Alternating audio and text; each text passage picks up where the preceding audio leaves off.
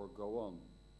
And that's quite difficult as there's a lot of discussion between countries and even between continents and also between religions. So some of the things I say might also be provocative, but that's just from my Dutch heart, which is very open-minded. But it can be that what we do in the Netherlands is, well, from a religious background, not the way you would do it. So don't shoot me for that. It's just an open and honest opinion from my side and also of my group. And also within our group, we have a lot of discussions about these topics. So the reason why I'm saying, and you saw it in my earlier presentation, that I want to look, we as surgeons, we have also to care for our patients and also the well-being of our patients. And if I talk about well-being of our patients, we have to look at the good life of our patients. And especially in the craniocervical area, if you talk about trauma, but also if you talk about the complications after tumor surgery, sometimes the good life is non-existent. But then again, what is a good life? So it's also a message to you all, and also to remind myself that we are not only technical surgeons, but we also have to care for the patients and the people who love those patients. So during this lecture, we will discuss the living well and what is doing well. I will end with large database scale studies, which is now being performed in brain trauma, but we also want to do that in C-spine trauma, high C-spine trauma, and also look at the bioethical perspective. So I have two cases, one regular case, which we all see, one case which leads to a very big moral discussion, the lessons I learned, and my personal opinion, and Mehmet already knows what I think that the World Federation of Neurosurgical Society should do within the spine section, but I know it's difficult and it's a long way to go. The most important message, I start with it and I end with it. C-spinal cord injury patients, they need leadership, they need our leadership, and they also need our stewardship. Maybe together with the rehabilitation doctors, but that's my most important message. So this is what you all know, neurotraumatology is not only brain injury, it's also spine cord injury and also nerve injury.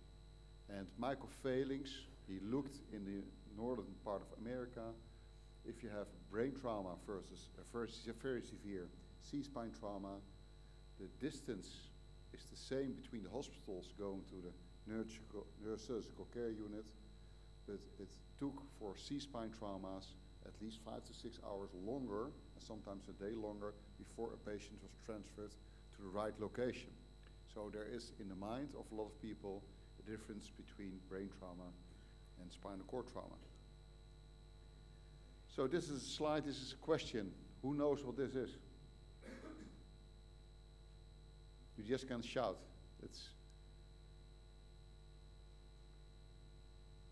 What do you think this is? What? Neurosurgeons. Yeah, it might be. Well, this is the ceiling of this guy. So this is a patient, young guy, who had a high C-spine injury, and in Dutch it's saying, immer goed gemutst.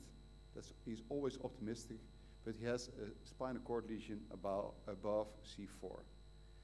And when I asked him what was his memory of the hospital stay, he was there for 3 months, he said, I remember the ceiling. I remember the ceiling, and I remember the nurses, and I remember the washing personnel, but I don't remember you. So that's an important thought. This was his memory of the hospital stay. So a patient in tetraplegia is lying in his bed, and he's observing the world like upside down. So if you look at spinal cord injury, the facts, well, depression follows spinal cord injury in most patients, and that's regular, that's normal. We can all understand that. 50% in the early period after trauma is dissatisfied with life. And there's a tenfold suicide attempt in the first 5 years, which is all normal. But what is also documented, and that's a very important one, you have to read it sometimes 2 to 3 times to understand it, there's a difference between the desire by patients to go on living and the perception of the desire by their caregivers. The former being higher. That was all already said in 1983. So it means that what we think, and also the family thinks, what the patient's well-being is, and if he wants to live on, our perspective is more negative than the patient themselves if they are a few years on a row. That's only after a few years on a row, after the rehabilitation method. And I was also confronted with one of my patients, and I'm allowed to use his name. This patient had a craniospinal injury in 1996. I was a resident at that moment, and I saw the patient a few years ago before he died. And when I saw the patient, he had a spinal cord injury and he had brain trauma. So he had spinal cord tetraparesis, not aplegia. He had epileptic seizures. And when I looked at him, together with my PhD student, I observed that his life was not worthwhile to live. However, he himself, through his parents, said, well, my life was very worthwhile to live. I had a life before the injury. He was a student when he had the injury, and I had a life after that. That life was injured and damaged, but I had a happy life. So his life, in his perception, was good. And his parents also thought it was good. He died shortly after I did see him, and this is his memory card in which he has the birth, death of the first life, birth of the second life, and this life was for him very fruitful.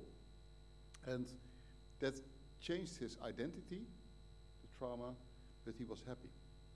And when we talk about spinal cord injury and also brain trauma, if you look at neurotrauma itself, and this is the World Health Organization card, and if you look at the years lost disability globally every year, a lot of money is going into Alzheimer's disease, cerebrovascular disease, and also some in infections. But most of the money is going in research in this area, but not that much in the area where the most years are lost in disability. So that's crazy, and I think we should do something about it. And I think we should discuss what is a good life after spinal cord injury and after traumatic brain injury.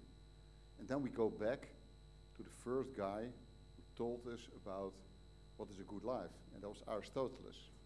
And later, Immanuel Kant was saying something about it, and also some religious people said something about it. But we cannot really catch it. It's intangible to talk about good life. While we are working in all departments, neurosurgical departments, some of you orthopedic departments, we have to think about what is doing good and what is good in which context, in which situation. And it mirrors also the culture in the country where you live in, but also where you are trained. So the ethics is the reflection on the good moral and looks for moral boundaries. And the latter, this is everything we agree. But this is not what we are doing, although I did not until a few years.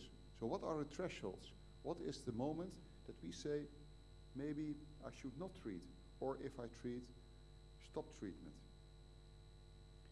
So if I discuss that and I give that to courses during the AANS, I ask them, the residents, who has the code of conduct? Do you discuss that with your staff, besides the normal clinical things? Do you talk about it, or do you never talk about it? Is it your own decision during the night when you decide to operate or not? Or is it decided by the boss, chair, or supervisor? So in my group, it was, if you have a patient with a high C-spine injury, we say do everything what's technically feasible. and we have a moral deliberation later. A few days later, 1 week later, 2 weeks later, we come back to that, to my case. Or some surgeons say, well, we let the patient go. If it's a total tetraplegia above C4 after trauma, we don't treat. We stop treatment. And what are the differences? And if that is the memory of your group, what is your own ethical radar? Do you come home? Do you discuss with your wife or your girlfriend? Or if you're a female surgeon, with your male partner? How do you deal with that? I discussed that at home, but never during the group at that moment. So we have to discuss what are the own moral boundaries. And I don't want to look at my country, because a lot of you might know that in my country there's a quite loose, liberal moral declaration, all for years. So old philosophers like Spinoza and Voltaire, they were happy in our country because they could say what they wanted to say. But it is not that we are thinking good. We are only, maybe sometimes earlier, in withholding treatment. And also some Scandinavian countries. And if we talk about we, who are we? Within our own countries, or should we have a worldwide perspective? So I think that our patient needs our opinion. We are experts. Most of you are senior surgeons, so you know what we are talking about. You have all experienced it in patients, and I think we should take the time to do that. But every time we have a meeting, we discuss about content and also about surgical boundaries and new treatments, new algorithms, but not about ethics and moral.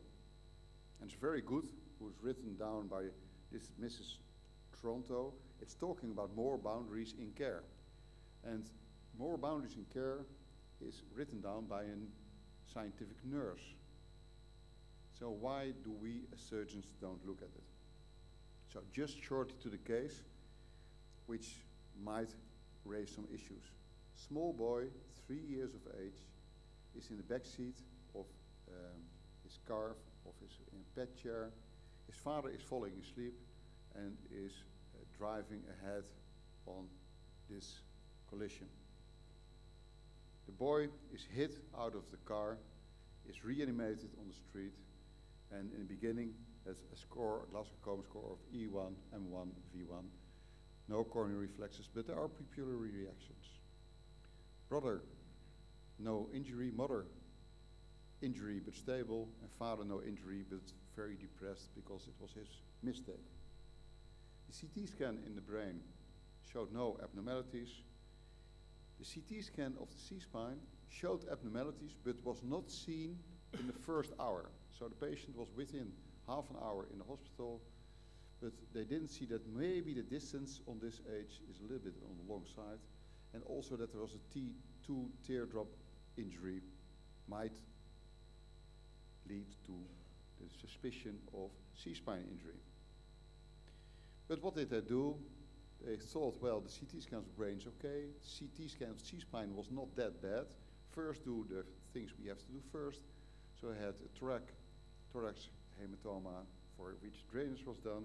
We received ICP monitoring, and he had a decompression of a compartment syndrome of one of his legs. And then after surgery, an MRI was done. And the MRI showed this.